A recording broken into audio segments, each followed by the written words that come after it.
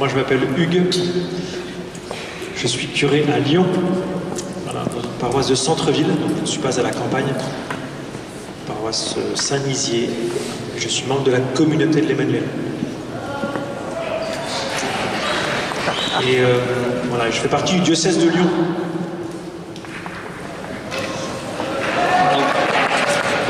Benoît du diocèse, en fait, de l'oratoire de Saint-Philippe-Néry à Hyères, originaire du Var et curé de Hyères depuis 2011.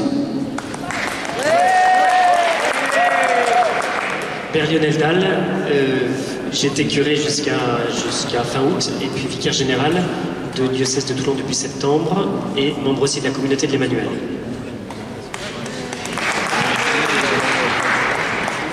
Donc j'aimerais bien que l'un d'entre vous me dise comment vous avez commencé. Alors on a commencé par les voyages dont tu as parlé, Anne-France, dont Lionel aussi a parlé dans son homélie. Donc on ne va pas vous le refaire, on ne va pas refaire l'homélie de tout à l'heure. Mais c'est vrai que par une série de voyages aux États-Unis ou au Canada, à Paris, à Sofia, à Fontainebleau, à Senlis, voilà. On a visité en fait, on a lu des bouquins, donc le bouquin de James Fallon, évidemment, le bouquin de Rick Warren et d'autres livres. Et puis on est allé voir des paroisses aussi tout près de chez nous. En fait, on s'est mis en mode pèlerin, et recherche, et lecture, et rencontre, voilà. Et pour moi, le point de départ, c'est ce qu'a dit le Père Malone ce matin, ça a été véritablement le parcours pasteur selon mon cœur. On est assez nombreux prêtres à l'avoir fait en France, et pour moi, ça a été véritablement la pichenette initiale qui m'a permis de me lancer. Et toi, Lionel? Moi, je dirais qu'il y a une des choses qui a été très importante, c'est un petit groupe qu'on a fait avec Benoît, on était 3, et on se voyait une fois par mois au bord de la mer, vu qu'on était ailleurs. Et tout en mangeant une salade et en nageant, on se posait des questions sur la transformation pastorale. Ce qui me paraît important, c'est que c'est pas forcément nécessaire d'aller à Halifax. Si on a l'occasion de le faire, c'est bien. Mais on peut très bien aller dans la paroisse d'à côté. Il y a plein de paroisses, on a tous à apprendre les uns des autres. Donc on peut très bien se faire des visitations. Merci. Est-ce que vous pouvez nous dire quelles choses vous avez testées? Qu'est-ce que vous avez essayé? Moi, en rentrant d'Halifax, j'ai fait 3 choses. D'abord, nous étions allés dans 2-3 endroits non catholiques, et le fait d'être allé à Halifax, dans une paroisse catholique, une paroisse qui est une paroisse de ville, dans un environnement urbain, mais c'est une paroisse qui ressemble beaucoup aux nôtres. Et donc c'était très impressionnant de voir ce qu'une paroisse était capable de faire, non seulement au jour le jour pour la mission, mais aussi pour former d'autres équipes telles que les nôtres, mais beaucoup aussi d'Amérique du Nord qui étaient venus. Et ça a été un... Voilà, en tout cas, moi, ça m'a beaucoup touché d'être accueilli par une paroisse catholique. Et la première chose que nous avons fait en arrivant, c'est la messe présidée par un évêque. Ça a l'air de rien, mais c'est hyper important. Pour nous, je pense, enfin, voilà, en tout cas pour moi, catholique, c'était très important de commencer ainsi. Alors ça, c'est pour le petit préambule. Et puis trois choses que j'ai faites en rentrant du Canada. La première chose, c'est ce que le Père Malone appelle le partenaire de prière. Alors je sais que beaucoup d'entre vous le font aussi, mais je le dis, enfin, pour moi, c'était la première chose en termes d'énergie dépensée, résultat, je connais rien de mieux. C'est-à-dire, vous proposez en début de messe à chaque personne qui participe à la messe de se porter avec son voisin dans la prière pendant la messe. C'est très simple et ça transforme véritablement la communauté paroissiale, enfin l'esprit fraternel. La deuxième chose que j'ai faite, c'est Alpha. Alors nous faisions, mes prédécesseurs, les curés avant moi, avaient lancé Alpha déjà depuis un certain temps, mais c'était un peu à côté de la vie paroissiale. C'est-à-dire que l'équipe Alpha, elle se renouvelait, elle tournait sur elle-même, et il y avait assez peu de pont entre la communauté paroissiale proprement dite, qui se réunit dimanche matin, et le parcours Alpha qui avait lieu en semaine. Et donc la deuxième chose que j'ai faite, c'est que j'ai proposé en tout cas, c'est que le parcours alpha soit véritablement une porte d'entrée dans la paroisse. Et donc j'ai proposé à tous les paroissiens de le faire. Puis la troisième chose, c'est de monter une équipe vision pour réfléchir vraiment au pourquoi on est là, quitte ensuite à faire des transformations ultérieures. Hier, la première chose qu'on a faite en revenant, parce que j'avais eu la chance de partir avec 2 laïcs, un jeune couple de la paroisse, qui est là, parmi nous cet après-midi, Jean et Lucie. Et au retour, Lucie travaillait pour la paroisse, on a réuni l'équipe d'animation pastorale, le conseil pastoral, et on s'est dit il faut vraiment qu'on travaille ces choses-là ensemble, qu'on réfléchisse ensemble. On venait d'aboutir à une vision, et ce travail d'équipe où il fallait embarquer tout le monde, voilà, a été un des challenges. Et ce qui m'a encouragé, c'était de voir tout le travail que faisait le père James Malone avec son équipe, en formant des leaders, en accompagnant tous les serviteurs. La deuxième chose, de fait, c'est un peu comme toi, c'était Alpha pour tous. Le parcours Alpha existait à hier depuis 2004, c'est pas moi qui l'ai lancé du tout. Et donc en 2016, ça faisait 12 ans qu'Alpha avait eu lieu, 2 sessions par an, donc il y avait déjà eu 24 sessions. Et jusque-là, on interdisait aux paroissiens de faire Alpha. Et en voyant ce que faisait James Malone, je suis arrivé au début de l'année en disant jusqu'à maintenant, vous interdisez de faire Alpha, cette année je vous demande de faire Alpha. Donc vous faites tous Alpha, s'il vous plaît. Il y a eu 200 personnes qui se sont inscrites, il n'y a pas eu l'ensemble du paroissien, mais il y en a eu pas mal. Et je leur ai dit, en fait, vous allez découvrir l'outil pour pouvoir le proposer aux autres. Vous allez refaire un parcours catéchétique de base comme une retraite. Vous allez redécouvrir la présence réelle de Jésus, faire l'expérience de l'Esprit Saint, rencontrer des personnes que vous côtoyez à la messe et que vous ne connaissez pas vraiment. Donc, à plein de niveaux, c'est important de faire Alpha. Et la troisième chose que j'ai eu à cœur de mettre en place, donc avec l'équipe pastorale, ça a été ce que James Malone appelle le game plan. Et donc d'essayer de penser l'année, chaque année, comme un processus de disciple missionnaire, avec Alpha au centre, un peu ce qu'il y a avant, et surtout soigner l'après. Voilà, comment faire avancer de disciples missionnaires, en organisant l'année pastorale autour de ça. Merci Benoît. Et toi Lionel? Oui, une des choses qui a été importante, c'est que c'est un des voyages où un de mes vicaires m'a accompagné, et du coup ça a beaucoup aidé au retour, au changement. En fait, c'est bien d'aller voir des expériences intéressantes, mais si vous y allez tout seul, vous revenez, vous expliquez des choses, tout le monde vous regarde, l'air, qu'est-ce qui lui est arrivé, et ils se disent, bon, bah, il est juste devenu dingue, enfin, je vois. Et donc, ça ne fonctionne pas. Donc, il faut absolument, enfin, j'ai compris ça, voyager avec d'autres, et du coup, ensuite, qu'à plusieurs, on puisse témoigner. Et donc là, j'ai un vicaire qui m'a accompagné, et dans un voyage après, ça a décidé mon troisième vicaire, et pour la première fois, on a pu faire, là c'était une visite à Londres, on a pu faire une visite où on était tous les 3 ensemble. Et donc ça, c'était encore plus fort. Et c'est sûr, c'est que, moi, ce qui m'a frappé, effectivement, chez James Malone, c'est effectivement ce schéma, peut-être vous l'avez vu, dont parle Benoît, qui s'appelle The Game Plan, qui signifie « voici comment nous faisons des disciples missionnaires ». C'est l'idée d'avoir un schéma explicatif entre le moment où la personne, elle est carrément à l'extérieur de l'église, elle ne connaît rien à Jésus, et le moment où la personne, elle est carrément devenue missionnaire.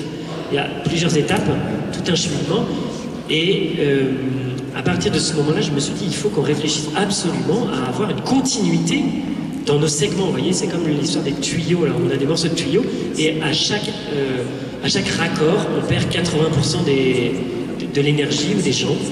Et donc, à partir de ce moment-là, on a travaillé ça.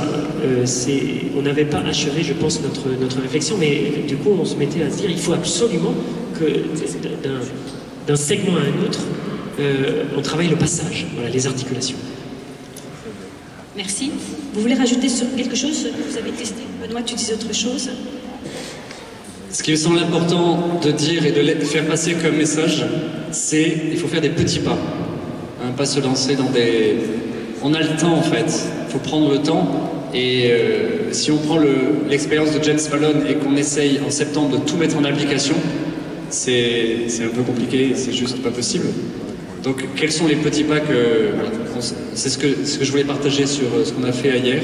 Commencer à réfléchir ensemble, essayer de programmer les années qui viennent dans ce sens-là. Ce qu'on a essayé de travailler aussi beaucoup, c'est la connaissance de soi. Alors on fait partie d'un groupe de prêtres qui se réunit de fait, alors on était 3 au début, maintenant on est 10, et avec l'aide en particulier d'Anne-France, qui est une coach extraordinaire. Merci, on essaie de se retrouver tous les 2 mois et de travailler de fait sur le profil de personnalité, la connaissance de nous, la connaissance les uns des autres, pour arriver en fait à être plus à l'aise avec la différence, à mieux s'accueillir les uns les autres, à mieux gérer nos émotions, à mieux communiquer. Enfin, il y a plein d'avantages. Mais la connaissance de soi, c'était une des choses qu'on nous disait dans Pasteur selon mon cœur. En fait, c'est le commencement du changement. C'est un des aspects du commencement du changement. C'est-à-dire, je commence par moi, le cœur du leader. La prière, évidemment. Mais après, tous les outils qui peuvent humainement nous aider à mieux nous connaître.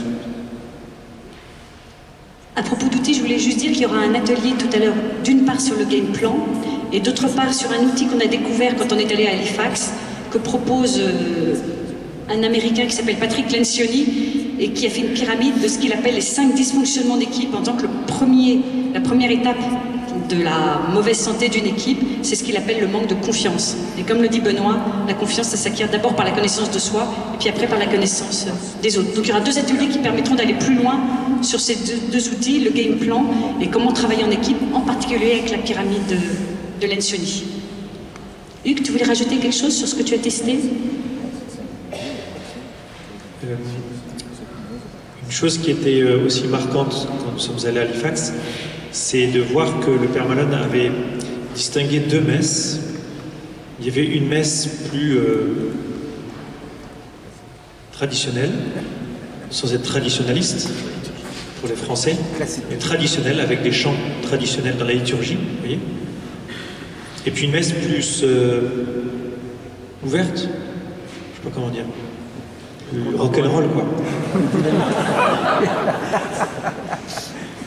Et sans être non plus tombé dans une exubérance, hein, mais c'était voilà, d'ailleurs il en parle dans son livre, il explique bien que pour toucher tout le monde dans une paroisse catholique qui veut essayer de rassembler tout le monde, eh bien qu'on puisse proposer, si c'est possible, des messes peut-être à couleurs différentes, même si la prédication est la même si surtout la vision est la même, etc. L'esprit dans lequel ils veulent vivre la mission est toujours la même. L'autre chose, et ça c'est un des principaux apports du Père Malone, c'est sa pastorale des sacrements. Nous avons essayé de mettre en pratique ce que le Père Malone dit. Chaque fois que j'en parle, ça rebute beaucoup de gens dans le monde catholique.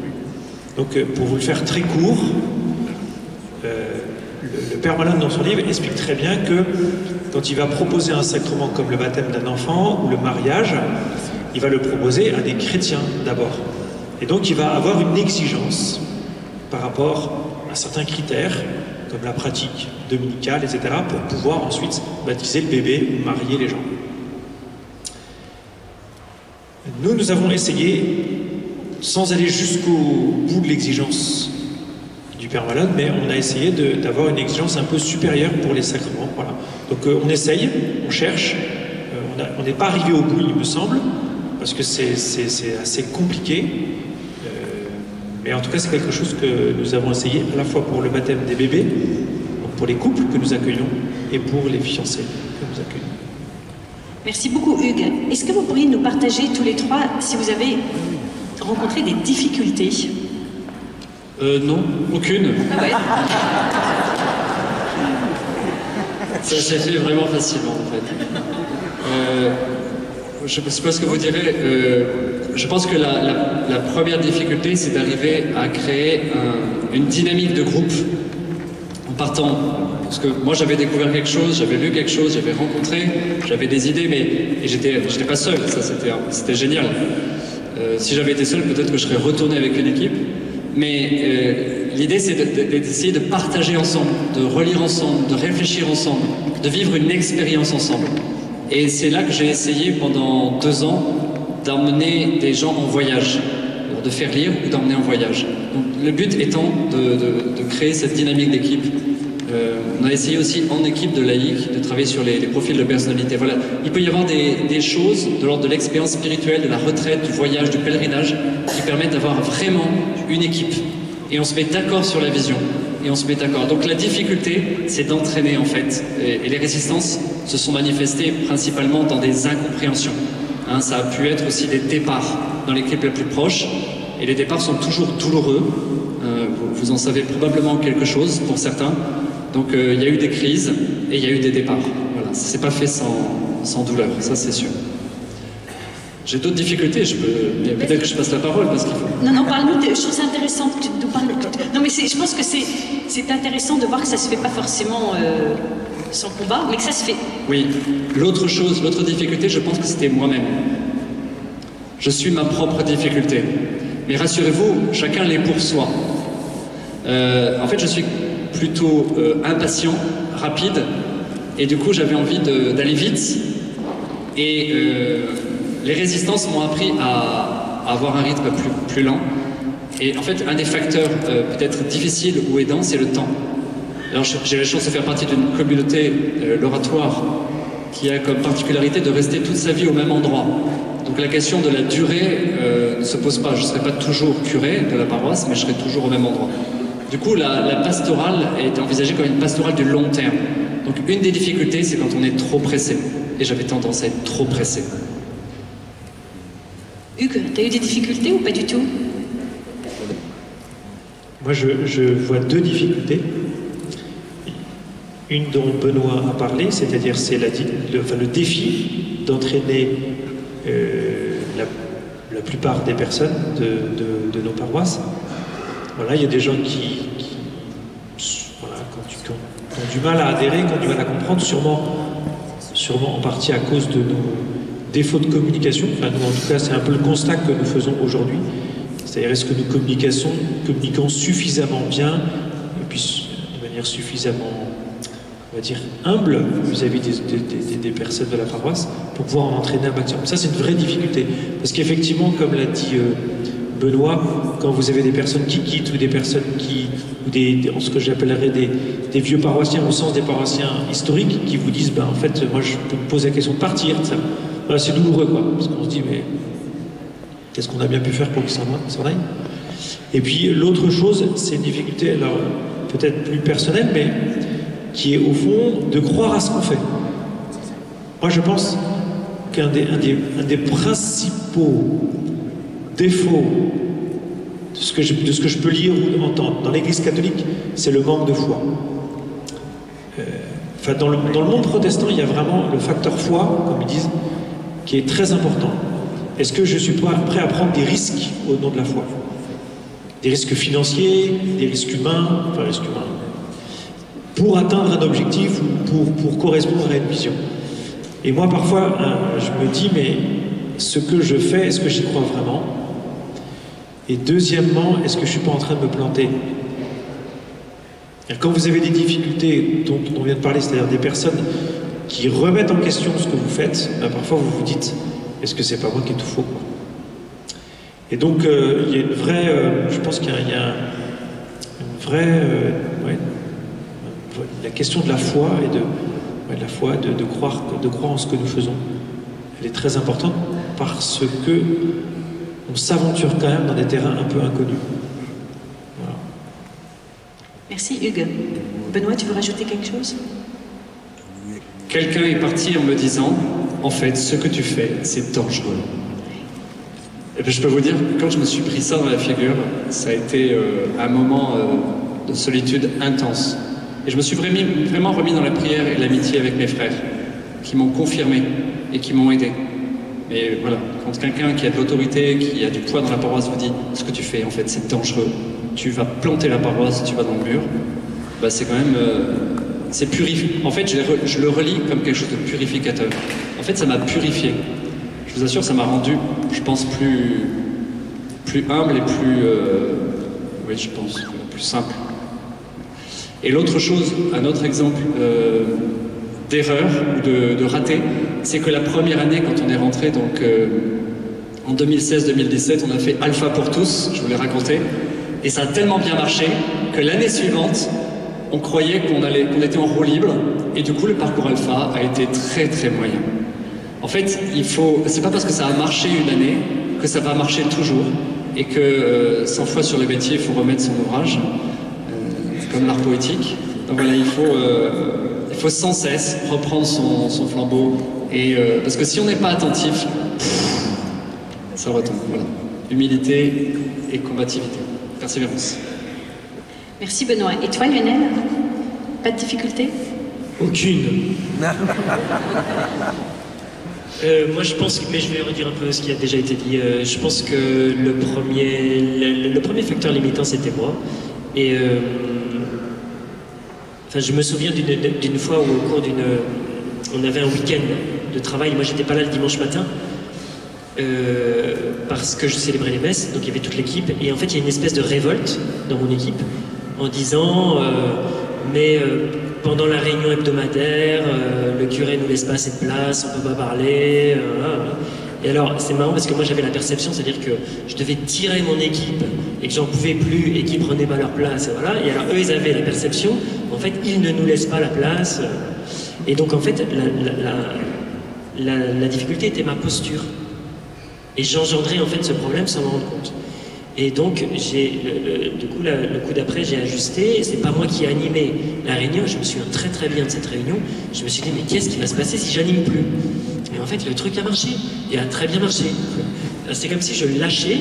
Et donc, j'ai après dirigé mon équipe d'une autre manière. J'étais un peu comme celui qui tire. Et pendant que les autres, au contraire, plus on tire, plus on... J'ai l'image de l'âne. J'ai fait une randonnée un jour avec des ânes, vous voyez. Et quand l'âne ne veut plus avancer, en fait, plus vous tirez, plus il résiste. Et un âne, je crois que ça tire 300 kg, donc vous ne pouvez pas le bouger, en fait. En fait, il faut arrêter de tirer, il faut faire autre chose. Donc c'était ça. Moi, je dirais qu'une des difficultés, certainement, enfin voilà, ça c'est un exemple, hein, mais il y en a eu d'autres. Après, une autre difficulté, c'est que finalement, enfin moi je suis parti assez brusquement. Le changement de ma paroisse n'a pas été très... En tout cas, moi, je n'ai pas travaillé cette question. Je pensais être là plus longtemps. Et donc, on a changé plusieurs personnes de l'équipe d'un coup. Et le changement n'a pas été travaillé ni anticipé. Et du coup, je pense que ça a été aussi un facteur, enfin, une chose difficile, la transmission. Merci beaucoup. Je vous remercie, chers frères, pour ce partage sur vos difficultés et cette mise en vulnérabilité. Je pense que c'est important dans cette dynamique de transformation. Alors maintenant, j'aurais une autre question, c'est comment partager? En fait, vous avez compris, dès le début, on n'a pas avancé tout seul. On est toujours parti voyager avec d'autres, laïcs ou prêtres. Et du coup, de cette dynamique-là, on a eu envie, comme le père James Malone, de faire partager notre expérience à d'autres paroisses. Et donc d'inclure dans notre groupe, ça c'est notre évêque, hein, Monseigneur Ray, on était 3, puis 4, il nous a dit non mais vous n'allez pas rester 3 ou 4, vous devez ouvrir à d'autres curés de paroisse. Et donc l'année dernière, ou l'année d'avant, je ne sais plus, il y a 2 ans, on a invité dans ce groupe 6 autres prêtres, du coup on est 10 actuellement, donc 10 paroisses du Var, à se retrouver tous les 2 mois pour travailler ces questions-là. Donc c'est une manière de vivre la démultiplication, comme la paroisse d'Halifax, sous mode plus de co-développement, de partage d'expérience, et on essaye régulièrement de se voir. Et ce qu'on a fait au niveau du Var, on l'a fait au niveau aussi en France, avec d'autres prêtres, en essayant toujours de se retrouver et d'apprendre les uns des autres. Du coup, on a supplié pendant plusieurs années Anne France de lancer une plateforme de développement pour qu'on puisse mettre tous, avoir des ressources à disposition et puis aussi partager sur les ressources que nous on a, parce qu'on a peut-être des films, des vidéos, des parcours, des documents, des PowerPoint qu'on peut mettre sur une plateforme et ainsi s'aider les uns les autres, toutes les bonnes pratiques de toutes les paroisses. Vous imaginez, si nous tous on mettait sur un endroit quelque chose qui a bien marché chez nous, mais on s'enrichirait vraiment les uns des autres. Et la troisième chose, c'est aussi de trouver des accompagnateurs du changement. Parce que c'est difficile, comme prêtre et comme curé, on n'est pas formé pour ça d'abord, d'accompagner le changement de nos propres paroisses. Parce qu'on est jugé parti. Alors faire venir un spécialiste, en général c'est un laïc formé dans la facilitation, le coaching, qui nous aide, qui soit missionnaire, qui soit professionnel, et ben c'est aussi quelque chose qu'on a essayé de chercher. Et voilà, et je sais qu'il y a des gens un peu partout en France essaie de le faire aussi, de transmettre cette idée-là de l'accompagnement. Voilà, pour essayer de démultiplier. Merci Benoît. Et toi Hugues, comment partager ce que tu as vécu, ce que tu as expérimenté? Alors, nous avions commencé un petit groupe, un peu comme le dit Benoît, sur Lyon, avec des prêtres de la communauté de l'Emmanuel. Puis Lionel nous rejoignait de temps en temps. C'est comme ça qu'on a commencé. En fait, à réfléchir, à partager. Et puis ensuite, c'est ce qu'a dit Benoît, c'est-à-dire d'abord se promener, d'aller visiter les autres, à plusieurs, toujours, d'essayer d'emmener des paroissiens, d'autres prêtres. Et puis, dernièrement, il y a 4 curés qui sont venus nous voir. Des 2 curés avaient amené des équipes pour voir ce que nous faisions. Voilà. Donc c'est aussi une façon de partager. Voilà. Ce que... Merci Hugues. Et toi Lionel, tu veux dire quelque chose sur ce sujet-là? Moi j'ai en tête, quand on pose cette question, j'ai en tête une rencontre qu'on a faite quand on était en Californie, qu'on a visité une très grande église, l'église d'un pasteur baptiste, qui s'appelle Rick Warren, et on avait demandé, Benoît et moi, de rencontrer quelqu'un pour les petits groupes. Et donc on est resté quelques jours, et on a été dans leur bureau, qui ressemble au bureau de Google. Enfin, j'ai jamais été à Google, lui chez Google, mais moi j'étais stupéfait. Et on est tombé face à un Californien qui avait 40 ans, qui est venu et qui nous a dit « What can I do for you ?» Qu'est-ce que je peux faire pour vous aider? Alors nous on était 2 prêtres catholiques, pour un baptiste californien, si vous voulez, français. 2 prêtres catholiques français pour un baptiste californien, et il nous a reçus, il nous a dit « Mais comment puis-je vous aider ?» Donc on a raconté notre question, notre petit groupe, et j'ai vu le gars réfléchir et m'expliquer qu'en fait il faisait comme ça, puis je lui disais « Non mais chez moi ça ne marchera pas », il me disait « Attendez, puis il me disait « À Hong Kong on fait comme ça, vous pourriez peut-être faire ». Et je lui disais « Bon, ça... » Après il est venu avec son kit, je lui ai dit « Est-ce que je peux le prendre ?» Il m'a dit « Prenez tout ce que vous voulez, tout ». Et je me suis dit « Mais si un Californien était venu me voir moi dans ma paroisse. Baptiste. Est-ce que je l'aurais même reçu? Et en fait, ils m'ont appris à partager. Enfin, ils disaient on a tout reçu d'autres, du coup on vous redonne. Ben moi ça m'est resté, je me suis dit, tout ce que j'ai reçu, d'autres rencontres, ça fait que ça m'oblige à partager, et du coup à prendre sur mon temps et à expliquer ce que j'ai fait. Voilà. Et j'ai appris ça d'un Californien baptiste. Je trouve que souvent dans l'église catholique, on est parfois assis sur notre truc à les défendre, alors qu'on fait partie de la même église et on a les mêmes défis. Je trouve ça parfois un peu... On n'est peut-être pas assez généreux. Voilà. Et tu as vécu la même chose à Londres la semaine dernière? La générosité de frères anglicans, en l'occurrence, partageant leurs ressources. De fait, oui, on a été posé des questions sur un processus qu'ils ont d'implanter, de faire renaître des paroisses à partir de paroisses très vivantes. Ils appellent ça church planting, qu'on peut traduire par, de 2 manières, plantage d'église ou implantation d'église. Alors selon le cas, vous pouvez choisir d'être plutôt dans le plantage ou dans l'implantation. Donc ils sont plutôt dans l'implantation, et de fait, très généreusement, c'est incroyable parce qu'ils nous ont même dit « Nous sommes prêts à venir chez vous ». Ils nous ont dit ça. Nous sommes prêts à venir chez vous pour vous aider. Pour vous apprendre, à partir d'une église, d'une paroisse vivante, disons, à faire renaître une autre paroisse. Donc, à nouveau, de fait, c'est très frappant comme ils sont généreux. Merci beaucoup Lionel. Et Benoît, tu disais à juste titre que Lionel est un bon exemple de ce partage, vas-y, de cette générosité. L'année dernière, il a fait dans sa paroisse, il a créé un parcours sur la gratitude. Certains l'ont peut-être vu sur Internet. Et quand il en a partagé l'expérience avec nous, je dis c'est génial, est-ce que je peux le faire chez moi? Il m'a dit mais je te donne tout. Donc il m'a donné tous ces topos. On les a fait hier avant Noël. D'autres paroisses se sont lancées là pour le carême. Et il a créé un site qui s'appelle Le Miracle de la Gratitude. C'est ça? Où vous pouvez tout télécharger, tous les outils. Donc c'est vraiment cette idée, on donne, voilà, donner gratuitement, redonner aux autres ce que soi-même on a reçu ou expérimenté. Parce qu'on est là pour travailler en fait en équipe pour toute l'Église. On essaie de réévangéliser non seulement notre paroisse, notre diocèse, mais la France entière. Donc il faut avoir le feu quoi, et se porter les uns les autres, s'encourager les uns et les autres, voilà, admirer tout ce qui se fait partout. Merci, merci Benoît. Je suis frappé par une chose, comme vicaire général, ou même parfois en doyenné, c'est frappant comme les paroisses, quand on est voisins, on se trouve parfois dans des situations qui sont un peu de rivalité ou de concurrence ou de jalousie. Et c'est qu'en fait, on a une vision juste, on compte nos fidèles et puis on se dit, ah bah ça y est, ils sont partis chez le voisin. En fait, qu'ils soient chez le voisin ou chez moi, ça fait pas un chrétien de plus, vous voyez. Du coup, l'idée c'est, en fait, comment est-ce qu'on fait pour toucher les 98% de gens qui viennent pas à la messe? C'est là qu'est la vraie question. Et parfois, je me dis qu'on devrait réfléchir à une échelle un peu plus grande que juste notre échelon paroissial pour qu'on puisse ensemble relever le défi, vous voyez. Et puis je pensais à un autre truc, mais j'ai oublié. Je vais donner la parole à Hugues et ça va peut-être te revenir. Oui, Hugues. Simplement, ce que je voudrais vous dire, c'est que dans les voyages que nous avons faits, moi, ce qui me frappe beaucoup, et c'est surtout ce que je remarque chez les protestants évangéliques, c'est qu'ils bossent. Ouais.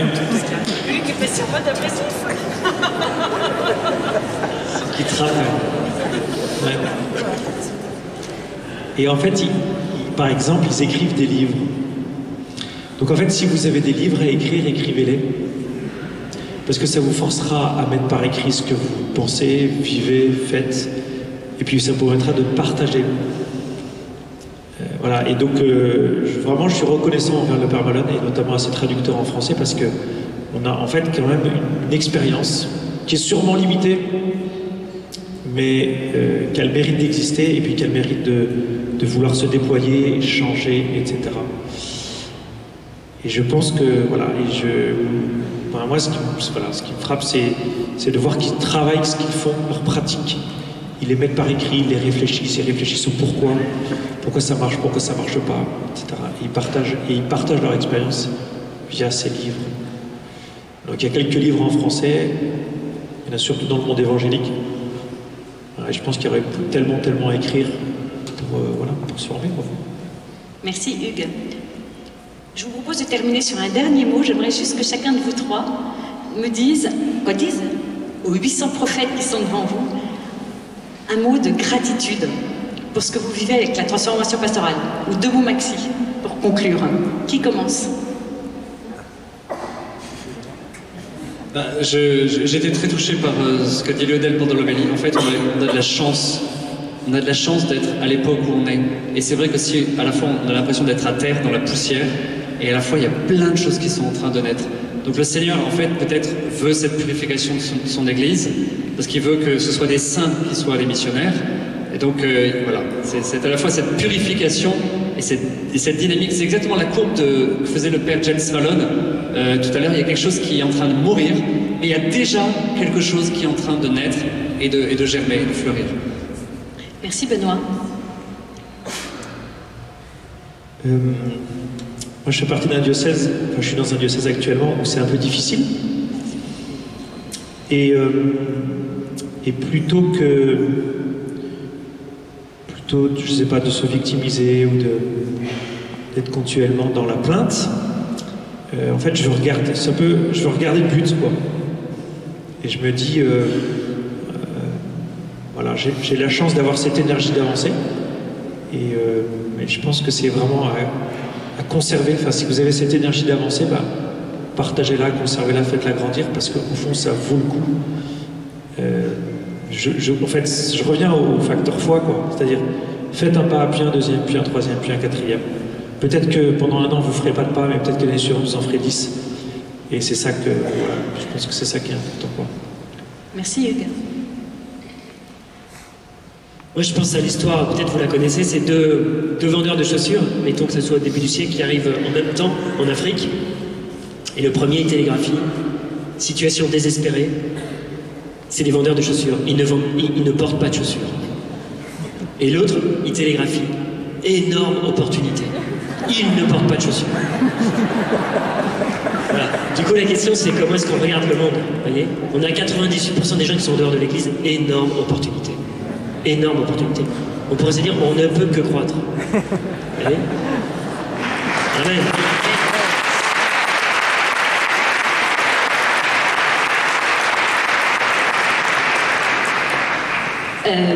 Moi, je voudrais partager aussi la gratitude que j'ai, tout particulièrement pour Hugues, Benoît et Lionel qui me soutiennent avec d'autres prêtres ces prêtres dont on vous a parlé, avec qui on est allé à Londres, aux États-Unis, au Canada, et qui soutiennent Alpha dans cette dynamique de transformation pastorale, et tous les prêtres qui sont dans la salle, tous ceux qui ont le courage de remettre en cause un fonctionnement, d'avoir envie d'être plus missionnaires, qui ont vraiment à cœur que Jésus soit mieux connu, je vous propose qu'on se lève tous et qu'on fasse une standing ovation pour tous nos prêtres.